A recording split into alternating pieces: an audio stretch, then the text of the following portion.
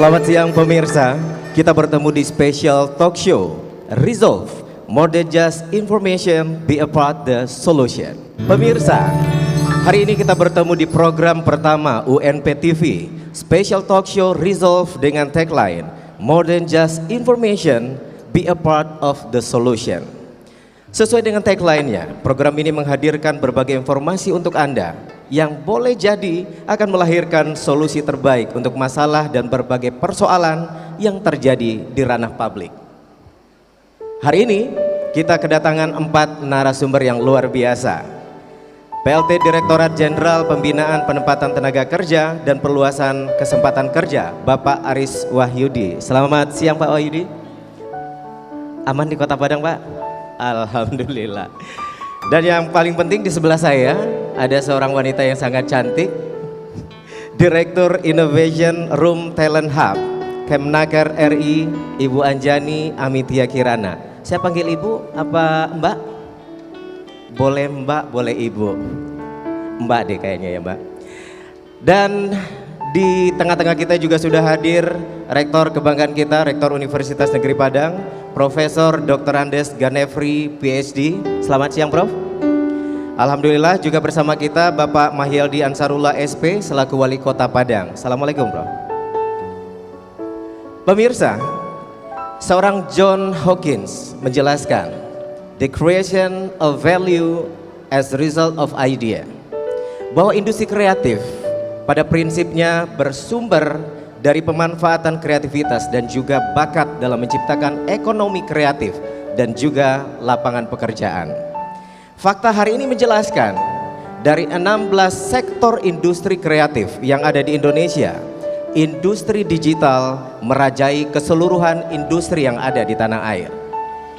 Seperti apa sebenarnya gambaran prestasi Indonesia yang kita anggap merajai industri digital dari 16 sektor industri kreatif yang ada dalam kaitannya dalam potret dunia kerja di tanah air? Kita langsung ke Bapak Dirjen. Barangkali bisa jelaskan dulu Pak. Mohon, monggo Pak diambil mikrofonnya.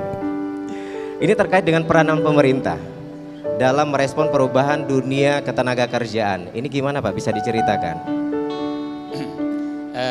Terima kasih. Jadi dalam rangka menghadapi perubahan di dunia kerja, kita semua termasuk Kementerian Ketenagakerjaan harus merubah diri, harus merubah mindset agar nanti kita bisa responsif, kita bisa adaptif di dalam era persaingan ini. Nah, jadi kita mengajak semua berbagai kalangan stakeholder, tadi kita sebut ada pentahelik gitu, untuk berkolaborasi menyongsong perubahan-perubahan dinamika ini yang kata kuncinya tadi di digital.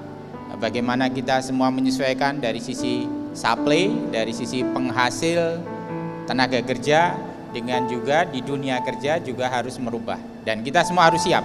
Dan saya yakin sunatullah kita akan bisa survival sepanjang kita responsif. Tapi dari sudut pandang pemerintah, seberapa siap bangsa kita? Kita siap, kita harus siap karena kita bersama-sama dengan stakeholder, dengan dunia kampus untuk bersama menyiapkan ini. Jadi tidak nanti gagap teknologi, tidak terus menutup diri. Karena itu kita semua, kata kuncinya adalah learning agility. Kita harus siap belajar. Nah, dengan siap belajar, maka komponen bangsa kita akan juga responsif tadi. Kolaborasi tadi kita sampaikan, kita harus kolaborasi, kita harus kreatif dan sekaligus jadi pemanfaatan teknologi. Ada program khusus yang ditawarkan pemerintah dalam kaitan hal ini Pak? Nah, jadi program-program saat ini pertama untuk masa-masa transisi ini kita juga mengembangkan program-program yang sifatnya terobosan, short course, yang sifatnya singkat, misalnya dengan program-program fasilitasi. Kita di kementerian memiliki misalnya Innovation Room atau Innovation Hub yang memfasilitasi talent-talent berbakat yang mungkin kemarin belum ada kanalnya, belum ada mediumnya, kita fasilitasi untuk nanti bisa semacam inkubasi.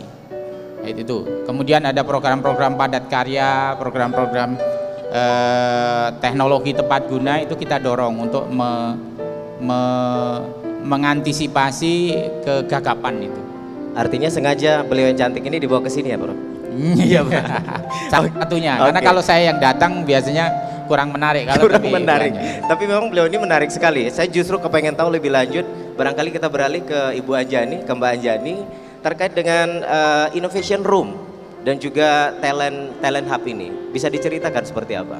Ya, jadi Innovation Room Talent Hub ini inisiatif yang luar biasa dari Kementerian Ketenagakerjaan Republik Indonesia, di mana sebetulnya memfasilitasi anak-anak muda yang kebanyakan ini di era sekarang, era digital, mereka banyak memilih untuk memberikan solusi-solusi untuk pemerataan dan perluasan kesempatan kerja. Jadi banyak sekali sebenarnya bertumbuh startup-startup digital yang selama ini mungkin belum ada sebuah wadah yang bisa menjejaringkan atau mengkolaborasikan antar mereka. Nah, di Innovation Room ini yang baru di launching Juli 2018, jadi otomatis baru 1 tahun lebih sedikit. Ini alhamdulillah sudah bisa mengajak kurang lebih 30 startup digital yang fungsinya adalah bagaimana bisa berkolaborasi memberi solusi untuk ketenagakerjaan di era baru ini. Nah, dari Kementerian Ketenagakerjaan berharap ini tidak hanya ada di Jakarta, tapi bisa juga ada di kota-kota, karena pasti banyak sekali teman-teman anak-anak muda yang ibaratnya kreatif, inovatif, punya solusi untuk tempatnya gitu. Dari 30 itu ada yang dari Padang nggak sih?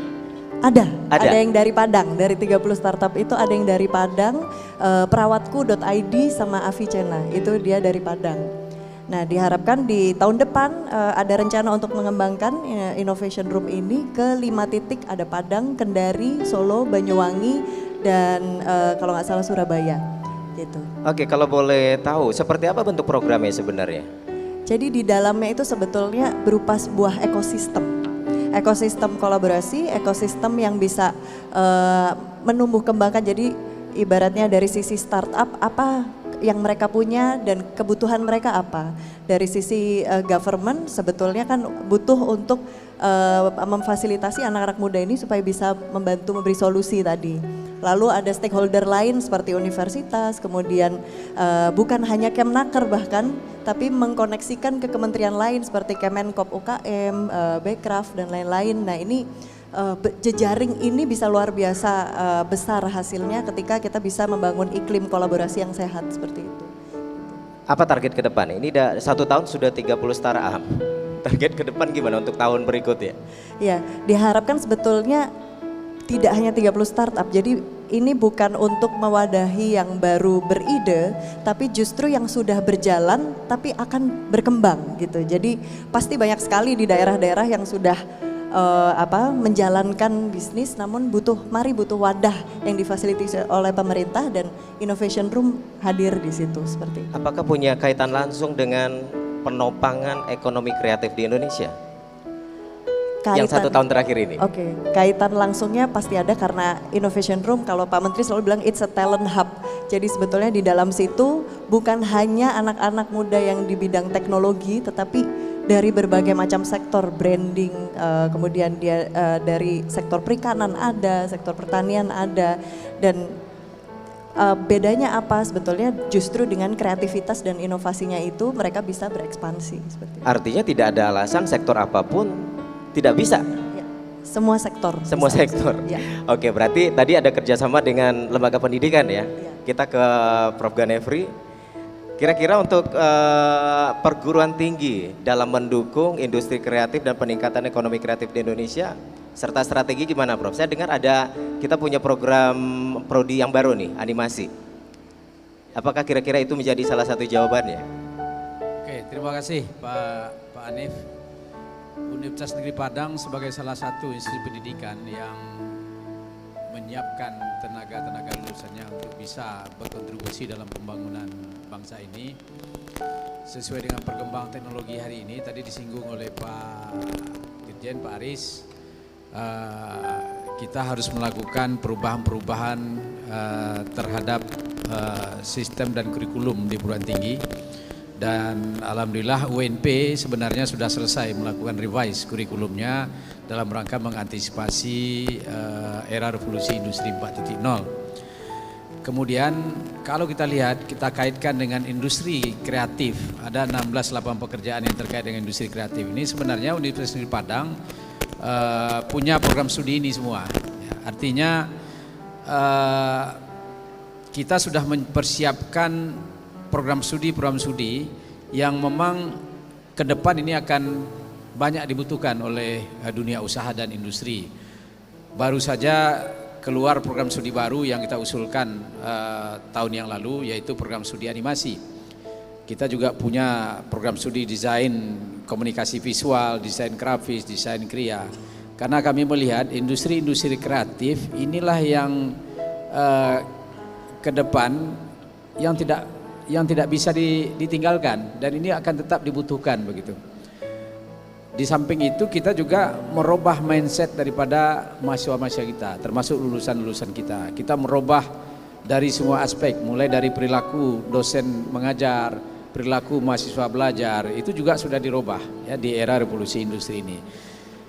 Karena orientasi kita ke depan itu kita ingin meningkatkan skill atau keterampilan daripada mahasiswa kita dan lulusan kita itu yang memang mampu memecahkan berbagai persoalan yang akan mereka hadapi ke depan. Jadi kompleks problem solving itu menjadi utama bagi kita. Kami yakin dengan kemampuan mahasiswa dan lulusan-lulusan kita untuk memecahkan berbagai persoalan, dan memang persoalan-persoalan itu belum diketahui, tapi itulah yang akan berkembang terus ke depan. Jadi mereka-mereka yang mampu bekerja, memecahkan berbagai persoalan, punya skill dalam kompleks problem solving ini, mereka akan bisa mengikuti perkembangan era revolusi industri 4.0 ini. Seberapa yakin Prof bahwa UNP akan bisa mengambil bagian dalam industri kreatif ini? Ya, alhamdulillah kita terus melakukan perubahan-perubahan ya, terhadap kurikulum, terhadap peningkatan kualitas SDM kita, sumber daya kita, dan termasuk sarana prasarana pendukung tentunya. Karena hari ini tempat belajar itu ada di mana-mana. Sarana belajar itu bisa di mana saja, dan waktu belajar itu bisa kapan saja. Salah satu yang kita berikan kemudahan kepada mahasiswa UNP saat ini adalah mereka bisa akses internet dimanapun mereka berada di Indonesia ini, selagi mereka punya asal ada di daerah itu punya sinyal WiFi ID, mahasiswa UNP bisa akses internet. Karena kita sudah bekerja sama dengan Telkom menggratiskan pemakaian internet di seluruh Indonesia. Di mana ada sinyal WiFi ID, asal terdaftar sebagai mahasiswa UNP, mereka bisa akses internet. Saya sudah akses. Sudah. Sudah di mana saja. Kita ke Bapak Wali Kota. Pak, dalam kaitan tadi kan industri kreatif menghasilkan bangsa yang kreatif, juga kampus yang kreatif. Kaitannya dengan kota kreatif, gimana Bapak melihatnya? Ya baik, terima kasih. Jadi memang apa yang telah dihadirkan oleh Kementerian dengan Innovation Room tadi, dan kemudian juga Pak Rektor juga buat jurusan baru, tentu kita pemerintah daerah adalah melengkapi fasilitas itu. Maka oleh itu kita di Kota Padang, memang suatu keunggulan di Kota Padang, yaitu kita memiliki warganya orang hebat-hebat, Pak Rektor warganya kan. Ya, kemudian juga pejabat-pejabat pusat ada juga di Kota Padang. Nah, maka oleh itu dengan SDM dan potensi seperti ini, kita mencoba untuk mengkanalisasi potensi itu, maka kita mulai membuat dan mengorganisir potensi-potensi di Kota Padang. Kita sudah punya pusat kreatif Kota Padang. Ya, kita sudah punya itu, dan itu kita menghimpun kreativitas dan kelompok-kelompok kreatif itu ya di dalam satu lembaga ini. Nah, dan ini juga kita fasilitasi dengan beberapa kegiatan di dinas ataupun juga dengan organisasi yang ada. Kemudian di samping itu juga, alhamdulillah apa yang disampaikan oleh Bu Anjani tadi itu, ini sangat sejalan juga dengan visi Kota Padang 2019-2024. Yaitu kita punya pusat kreativitas dan inovasi generasi muda yang kita kenal dengan Youth Center. Ini Bu Anjani. Jadi ini makanya saya tertarik sekali dengan apa Ibu sampaikan tadi. Mudah-mudahan ini akan bisa melengkapi dan menyempurnakan apa konsep yang memang sudah kita hadirkan, dan kita hadirkan nanti itu di setiap kecamatan di Kota Padang, sehingga ini juga akan menghadirkan adanya pemerataan. Apalagi Pak Rektor sampaikan tadi, di mana saja orang sudah bisa berdagang saya, dan kemudian juga di mana saja di Indonesia ini sudah bisa akses media. Nah, maka itu dengan adanya pusat kreatif di sana, dan kemudian juga mereka bisa akses media di sana, sehingga mereka pun juga bisa memasarkan. Dan alhamdulillah ini di Kota Padang sekarang ini juga Pak Rektor tadi juga ada jurusan animasi, dan memang kita melihat bahwasanya generasi-generasi kreatif, anak muda kreatif di Kota Padang ini juga sudah mulai dan sudah ada hasil-hasil animasi-animasi yang mereka hadirkan. Nah, mudah-mudahan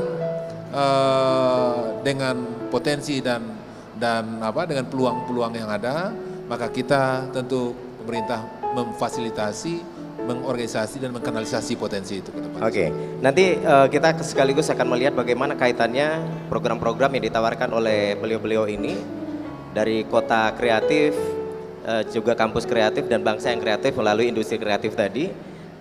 Apakah ada kaitannya pada akhirnya bisa mengantisipasi menurunnya tingkat pengangguran di Indonesia termasuk di Kota Padang? Tapi nanti Pak, kita akan kembali, pemirsa, kita akan segera kembali di special talk show Resolve, More Than Just Information, Be a Part of the Solution.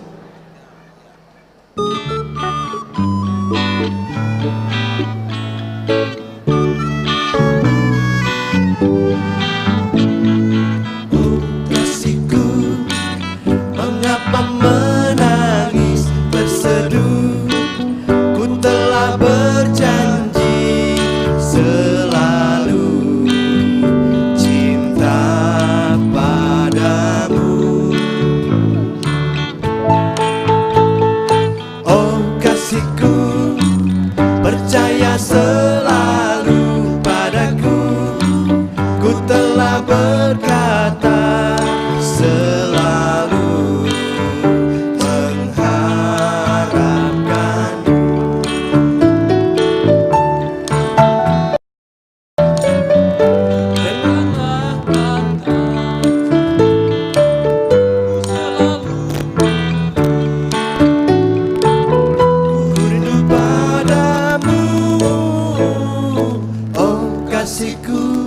Pemirsa, masih di special talk show Resolve, More Than Just Information, Be a Part the Solution.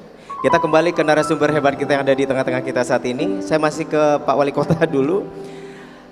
Ada fakta yang menyatakan bahwa hampir 18.000 pengangguran yang ada di Kota Padang teratasi hanya lewat satu Gojek saja Pak. 2 tahun yang lalu karena Gojek membuka peluang untuk 2.000-an lebih. Bahkan tahun ini katanya sudah hampir 10 ribuan, artinya 18.000 selesai. Gimana nih kaitannya dengan program-program di Pemko dalam kaitan dunia industri kreatif ini dalam mengatasi pengangguran yang satu titik sudah selesai nih? Barangkali antisipasi ke depan gimana nih? Ya, saya kira dengan kita lembagakan dan kita koordinasikan potensi-potensi yang ada daripada generasi-generasi yang memang kreatif itu, maka usaha itu di sana akan menghadirkan hal-hal baru, ya. Dan seperti yang saya katakan tadi, apalagi Padang sekarang ini dengan kerjasama dengan Badan Ekonomi Kreatif di pusat sana itu sudah mengarahkan Padang ini menjadi kota pertunjukan. Ya, di maksud itu ini Pak Rektor tadi adalah dengan animasinya, saya kira inilah suatu bahagian untuk itu. Dan itu makanya sekarang ini dengan Padang konsen kepada perwisata, ya, maka itu ini akan membutuhkan ke depannya SDM ataupun juga kreativitas dari si pertunjukan ini di banyak tempat nantinya. Nah, maka itu makanya kita sekarang ini dengan hotel-hotel yang ada di Kota Padang, kita dorong mereka untuk menampilkan seni-seni ataupun juga kreativitas yang ada. Dan kemudian juga kita siapkan sekarang ini di Kota Padang tempat-tempat wisata. Nah, itu adalah juga untuk menampilkan potensi-potensi itu.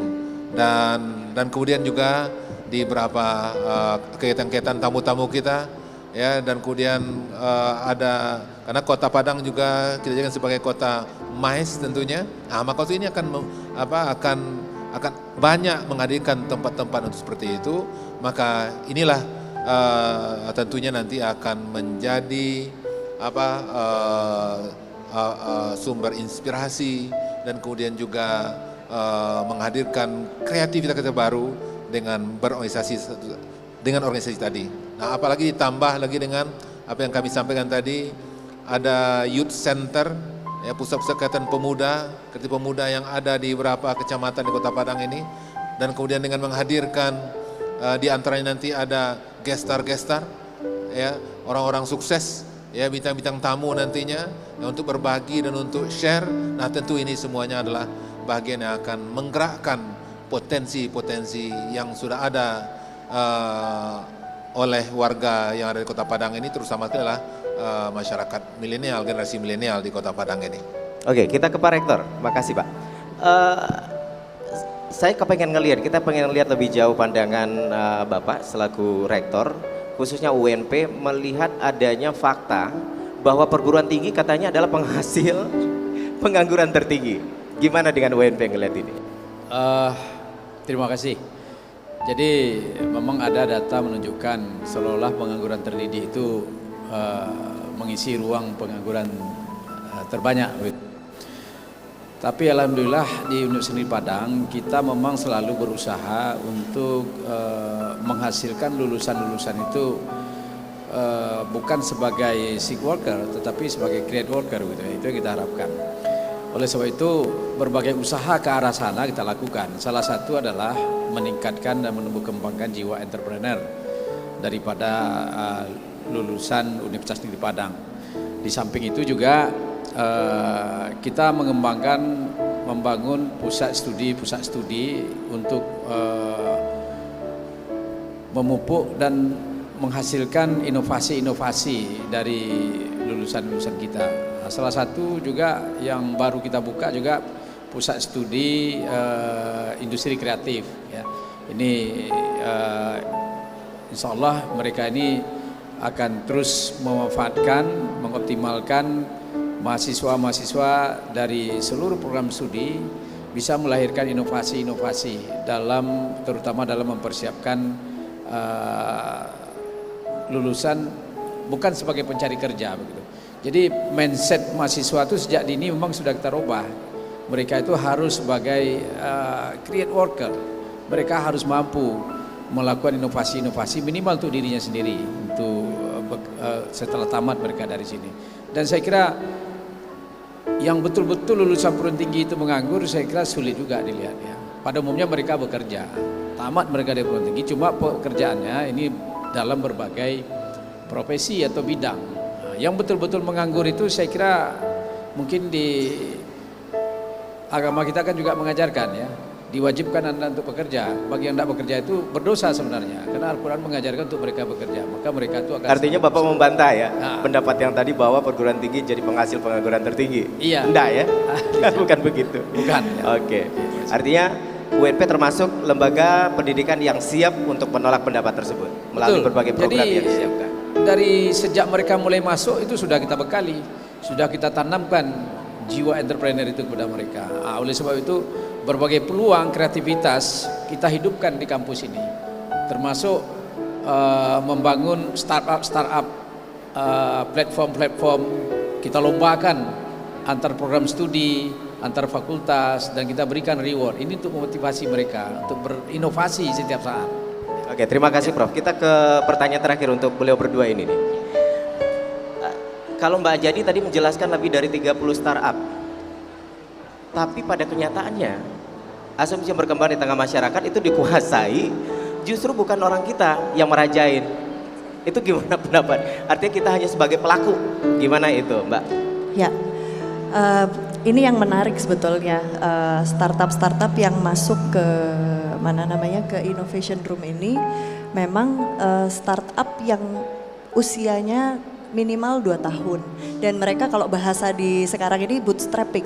Jadi yang memang memiliki bisnis model, jadi bukan ibaratnya diinjek atau seperti itulah yang disebutkan seperti itu.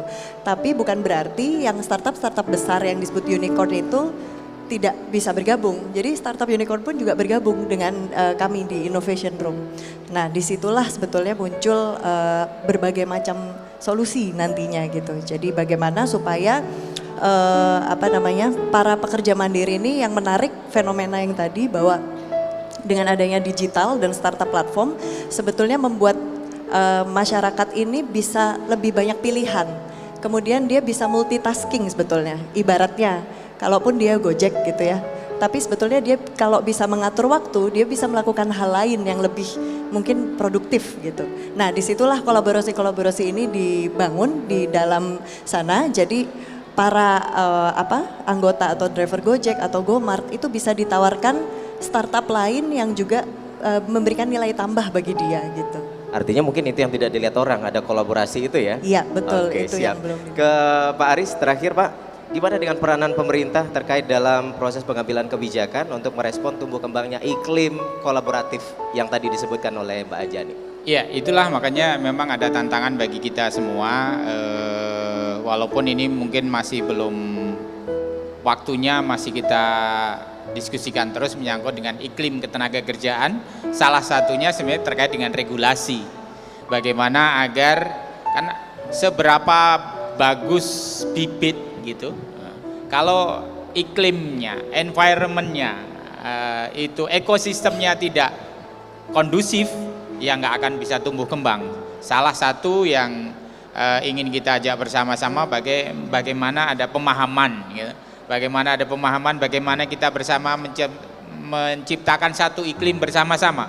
Karena itu kita ke perguruan tinggi, kita ke pengusaha, bahkan juga sampai ke lapangan untuk menumbuhkan tadi kebersamaan bahwa ini adalah urusan kita bersama, urusan naker bukan urusan sisa, urusan residu, tapi urusan yang kita harapkan nanti kita bisa memberikan guidance dengan kita memiliki namanya perencanaan tenaga kerja nasional. Kita dorong kawan-kawan di provinsi, kabupaten, kota juga menyusun rencana tenaga kerja daerah agar nanti menjadi batu penjuru dari sisi supply, dari sisi produksi tenaga kerja terampil maupun dari sisi demand. Oh, ini posisinya seperti ini, petanya seperti ini.